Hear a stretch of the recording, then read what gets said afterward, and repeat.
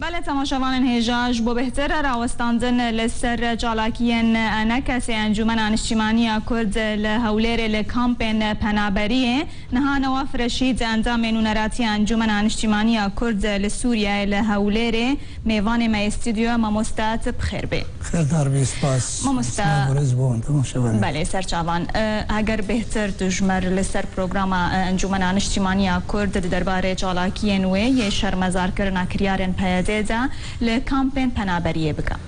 سپاس ما با بریارا امنیت گشتی انجمن انشتیمانی کردی بو لهندر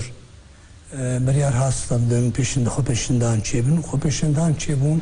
لیرکی چیبون تربسوی چیبون و مدیتن ایمجی وقت پشتگیری وقت آریکاری ما بریارک دا امنه خو پیشندانا الكامبي بنابرة لكردستان باشور لكن وهروهاجي محز ذكر جو ام الهولير نافا هولير اذا بخشيكن هناكي روشا امني نقل كي درسته ام هيفيدار دروجيتي دا ام كاربن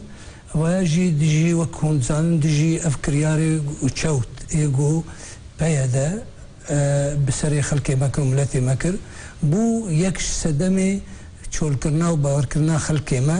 در کتناوان و در چول و دریا و آوا فطسین یک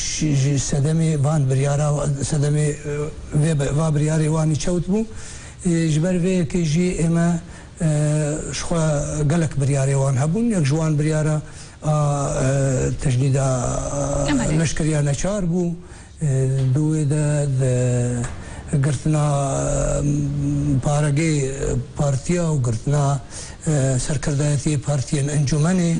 وحتى استاندنا ملك واملاكي خلقي حقك ويا ما فكر يعني تايبته يعني نابي حقي خلقي بيستان بله ما مستا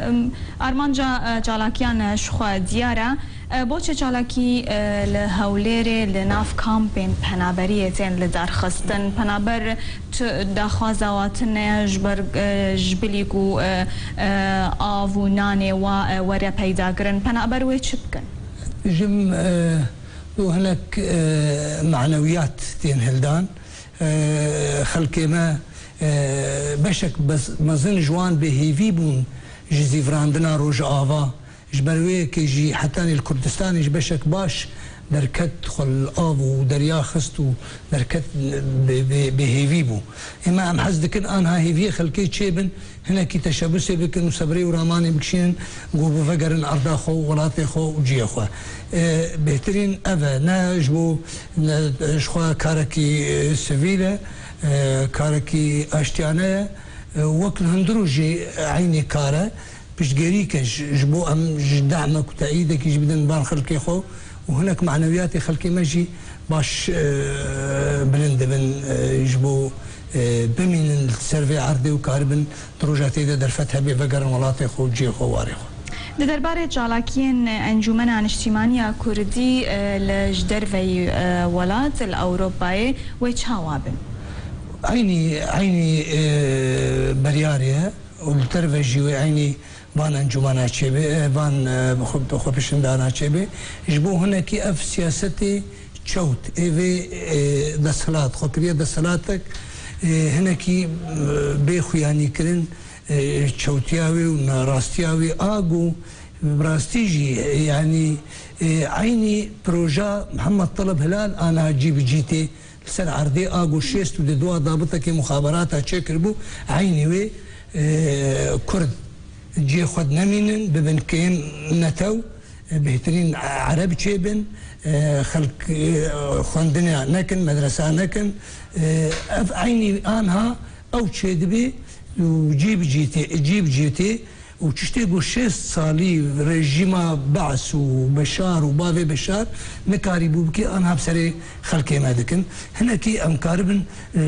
خلكي رجي ببيجن ودنيا وخلق جناس بكن ببيجن بيتشير كرياري واني خراب بسري ملاتي مهنا دو وقت ده همان وقت ده دچن دانو ستاندني واريكاري قبول دكي يكي عرب بي تفلي لشكريه ببي قبول دكي يكي خريستيان ببي يكي ببي سوتورو قبول دكي صناديد قبول دكي جيش الدفاع الوطني قبول دكي افاناجي يجبو ناس كرني يعني افاناجي حمجي جلاي نظامنا حمو بشج نظامنا اجبر عرب دو عرب دو بشك اوبوزيسيوني بشك بريجيميره اي بريجيمي بوارد كان خريستيان دو بشك بريجيميره بشك كواليسيونيره اي بريجيمي تنبوارد كي بيشمرجي رجعوا قبولنا كشخا وكاركما وواجبما وحمودري وام كردي سوري جمال حمودري برافاني كريا والهردري جي الباكورجي والفرجي يعني اف بيشمرجي ما رجعوا الفيدي خلقي ما جناب سروق بخوشي جاركيش شاندا انجمن القطبو هون بهتر جاركي في هزاهانو في قوتها ام فجر سر نادر فتي نادر ما ببن بله ام فجر نسر مجارة خو بيشاندانان لناف كامبان قالوا خو بيشاندان لناف كامباوي شف شاري لسر بهدي چه بكن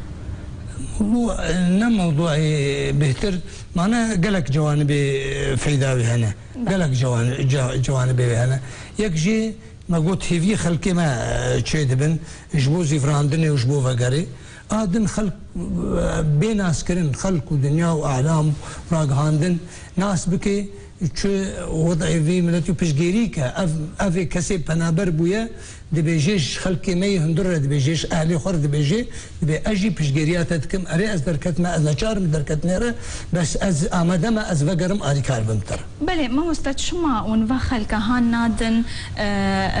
بو وقرن رجاوای كردستاني والوادر خو بيشاندانان بكن الوادي بهتر جهيزيا وبهتر بهيز بدنجي وبهتر بهيز بي معناها اشخا فاتا قلت باشا قلكي باشا امجي هول بدن بقين حتى في دبري افضل الصلاة اقو خكريادة الصلاة معناها يك سدمي دركتني اشخا اف كرياري قو مقود تافن السروان تفيجي ناهلي حتى ناهلي خوارن وإغاثة ومقومات حياتي درباسي ولات ببن أفيقو هرد في أزجير ببيجم أسكارم بهلم مقومات حياتي اشتر توفير بكم جبوت خدي ببي الروش آبا ويشاوا خدي ببي وقتها ببي أفايا أركي دسلاتي نا أركي من وك از آنها کارک اشتیانه دکم وک اپوزیسیون از کار دکم وک معارضه از کار دکم آنها از نوک دستورات کار دکم از خلکیر شخوا ام بیجن ام بس هیویاش خلکیر چکن بیلن خلک بمینه نچه نکوی به هیوی نبی ام بیجن هیوی هیا درفت هیا هون وگرن جی خوا واری خوا و ام جی البندی درفتک ناف دولتی بن درفتک گوهرتنه کی بن ابرادرانا هنكي شيء خبين لفقركي شخور تشيكن جبو ام زيدي يقولوا كردستان وانا نبيش برقو كردستان انها مايا بكرد هربك بخلق هنكس دبيجن جي انجمن عن اجتماعية كردي جبو هيزا خوا وگريني يعني خوا بهيز بكي پنابران دوي درباره ده بكارتيني ون چاوال ويا گرد دكن ما وضع نوايا اما دسبيكي شخوا وكون زانن اما تمو دايم دستي مدريش كري بوش بان برادراره ولكفتنا هوليريك وددو ودهوك ما هر حز ذكر ام بواره ممكن حتى اني ما بشي عسكري شكر اف بشي عسكري افيقو انها شهيد ديشن او انا الويدي اماده بونجبو برافاني برورده بونجبو برافانيا روج افا بكن اما نجبو ام خوهيز بكن ياخذ قوات بكن بس اما ام جهانا خناغكي مراسته ما بريا انها ما قلت برا ام نجهن تشتي سربيهاتي قلت كرداش شيبونه ام نجهن روشا حاله خناغه قوام هفدو بكجن بس امني نما قبول بكن قوام بمرن جبر اي قو بمرن رانابي اما ام جهان انها استكي معي يان اف انجمنايا ويبمري خلقي بهبو تنبو يانجي نما دبي يعني نما قبول دبي وأف أفي قبنافي براتيه أفي قبنافي براتيه مدسلات دكي وزاروكي مبي خوندن دكي ومن دهيلي أسبار كم شعر داخو آخا وفالا دكي وخلقي عربتي دو سامدة دروني براتيا نما قبول دبي في شكلي هاني أمي بأشتيانا بشيوكي أشتيانا أمي وقت شاوما ده صارات بر ديجي نظامي كر أمي بر وان جو براي منن على أساس براي منن أمي بري كي جان كامباوي ورن لدار خصن أفخو بشان ما بريارا ما أمي نهجيا نه شونا أمي قناغا 16 روجا حتى 20 روجا أمي جيب بكن بله وباشويجي أم كاربن حتاني الهولير جي خلقي خوا بيشندانا بكن وسر فيناجي أمي باش تحركي بكن تفكركي بكن يجبو مسألة قنصلياتا ودنيا وعالمي وان بدن ناسين بالشكريار يقو ديجي مدبن يقو رجيمي خلق انها هاي استكي مخابن يعني از بيجم مخابن يعني اسبيتي شمد بيجم وقتي خلق بوشمانيا خرج سر رجيمي بكن سدماغو كريار يقو بسري خلقي ذكني نواف رشيد انضام نونراتي انجمن انشتیمانیا کرد لهولیر ایروت میوان ما استودیو بو گلکس شو